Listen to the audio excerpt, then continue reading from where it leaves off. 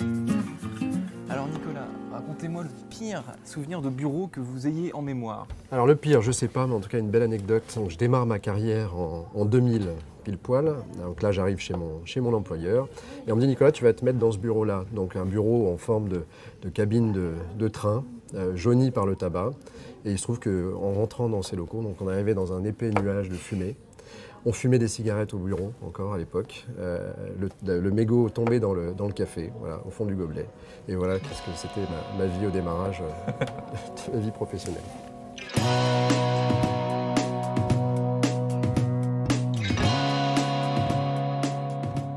Bonjour à tous et bienvenue dans le Talk Décideur. Aujourd'hui, j'accueille quelqu'un qui s'emploie à repenser, à reconstruire vos bureaux, peut-être donc pas le bâtiment en lui-même, hein, mais évidemment ce qu'il y a dedans. J'accueille Nicolas Pogam, qui est fondateur d'Artdesk Group. Bonjour Nicolas. Bonjour Quentin. Alors dans Artdesk Group, il y a art. Est-ce que ça veut dire que selon vous, dans un bureau idéal, il y a forcément des tableaux ou des peintures ou une œuvre d'art quelconque? Alors, il n'y a pas forcément des tableaux, des œuvres d'art, etc. Dans Artdesk, effectivement, il y a art. Moi, je pense que c'est surtout dans l'art du bien-être qu'il faut mettre l'accent dans les bureaux. Et c'est pour ça que j'ai décidé de cofonder Artdesk il y a 15 ans maintenant avec mon père, voilà, Jean-Claude. Donc l'objectif, c'était pas forcément de mettre des belles peintures, mais c'est plutôt l'art de bien vivre ensemble. L'art du bien-être, justement, c'est quoi selon vous? C'est quoi votre définition du bureau idéal aujourd'hui? Le bureau idéal, c'est pour moi, c'est plein de facteurs. Mais avant tout, Quentin, c'est de bien se sentir en équipe. Et je pense que le rôle du manager est essentiel dans le bureau aujourd'hui pour qu'on fasse de l'art et puis qu'on fasse de beaux projets. Alors, cassez les codes comme vous le faites, parce que vous avez un mobilier très moderne, des belles tables en bois, un peu comme sur celle sur laquelle on discute en ce moment, des mobiliers un peu insolites, un peu inspirants. Parfois, comment est-ce que vous choisissez ces ingrédients et comment est-ce que vous faites cohabiter tout ça? Uniquement dans le cadre d'équipe projet, c'est-à-dire que tous les collaborateurs du groupe aujourd'hui travaillent ensemble sur les opérations. Donc à la fois chez nous et puis pour le compte de nos clients. Donc ils se retrouvent et puis ils co-conçoivent ensemble les espaces. Donc rien n'est laissé au hasard. La parole à tout le monde en tout cas, puisque chacun va venir avec ses idées et puis ses concepts.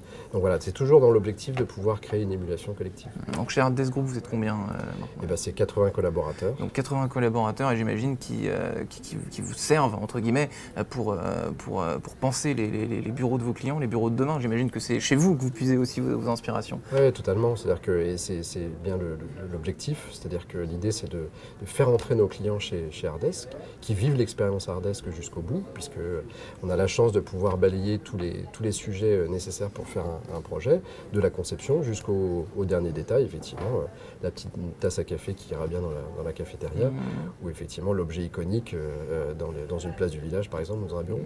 Donc les clients viennent chez vous, ils regardent comment vous travaillez, et ensuite ils choisissent, je ne sais pas, un lieu qu'ils affectionnent particulièrement. Comment ça se passe comment vous bâtissez leur bureau à eux? Ouais, alors ils regardent surtout comment on travaille aujourd'hui, et de plus en plus.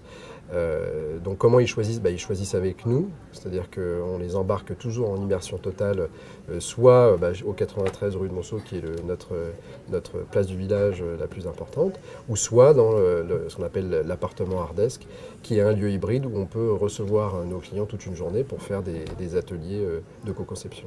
Alors là, vous dites appartement Artdesk, donc ce bureau, appartement, tout ça se mélange un peu, donc ça me fait un peu penser que la vie pro, la vie perso, tout ça maintenant est un peu ensemble. Et comment est-ce qu'on fait pour garder en tête qu'on est bien au travail et pas à la maison?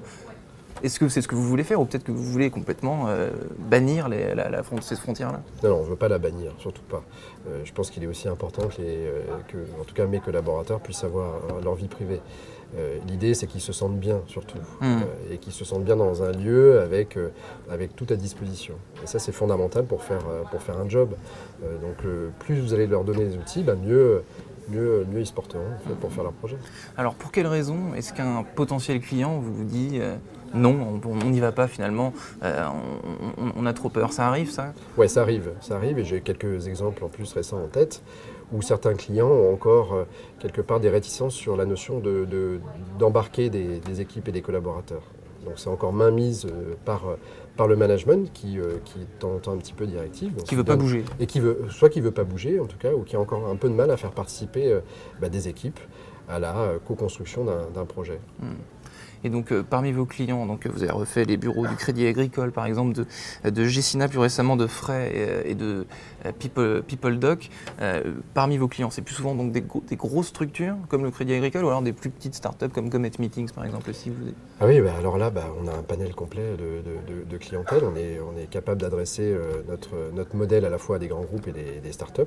Et ceux qui refusent le plus souvent, c'est les grands groupes, j'imagine. Mais non, pas du tout. Pas du tout. Ah en ouais. fait, on s'adresse, c'est très humain tout ça. C'est-à-dire qu'à partir du moment où on arrive à adresser un message hyper positif à des équipes, sans leur faire peur, parce qu'il ne faut pas non plus casser du jour au lendemain une organisation, eh bien on arrive à les embarquer dans des schémas qui sont plutôt sympas et surtout qui sont plus portés vers des managements de nouvelle génération. Alors Fray et notamment le projet Fray et le projet PeopleDoc sont deux références intéressantes. C'est-à-dire que là, il y a une conscience managériale qui consistait à faire participer l'ensemble des équipes à une réflexion globale et pas uniquement architecturale. Donc cette mode, enfin cette tendance disons plutôt de vivre ensemble au bureau, de casser les codes, de supprimer par exemple le poste de travail personnel, individuel, donc on la voit depuis quelques années. Qu'est-ce qui vous fait croire qu'elle est pérenne et qu'elle va porter ses fruits encore davantage? Elle est pérenne parce que de toute façon on est hyper connecté aujourd'hui. Donc déjà, rien que par l'outil, on a de plus en plus de besoins de mobilité. Donc on n'a pas forcément cette nécessité d'être à un poste de travail classique. Donc ça c'est le premier point. Et le deuxième point, c'est l'échange qu'on va créer. Donc moi je suis extrêmement confiant en l'avenir, c'est-à-dire que je pense que le bureau va continuer d'exister, mais deviendra une plateforme d'échange où tout le monde va pouvoir se mélanger. Et pas uniquement des collaborateurs d'une entreprise. Ça sera aussi ce qu'on peut retrouver dans le coworking par exemple. Ouais. Je sais que vous avez vu Clément il n'y a pas très longtemps, mais en tout cas c'est un bel exemple. C'est-à-dire que le fait de pouvoir mélanger des individus, c'est fondamental. Donc le bureau continuera d'exister. Mais le poste de travail individuel, c'est ma place, c'est mon bureau, ça va disparaître. Dans les années, oui, qui vont arriver, parce qu'on va dématérialiser de plus en plus de choses. Je pense qu'il y a encore des services qui sont ancrés sur des postes individuels, ou même certains métiers. Je pense à des métiers de développement, des métiers de support, RH, compta. Donc on n'y est pas encore en France sur ce domaine-là. Je pense qu'on n'a pas encore les outils, mais ça va arriver. Dans combien de temps à peu près? Je sais pas, dans un mois ou deux. Merci Nicolas. Merci Quentin.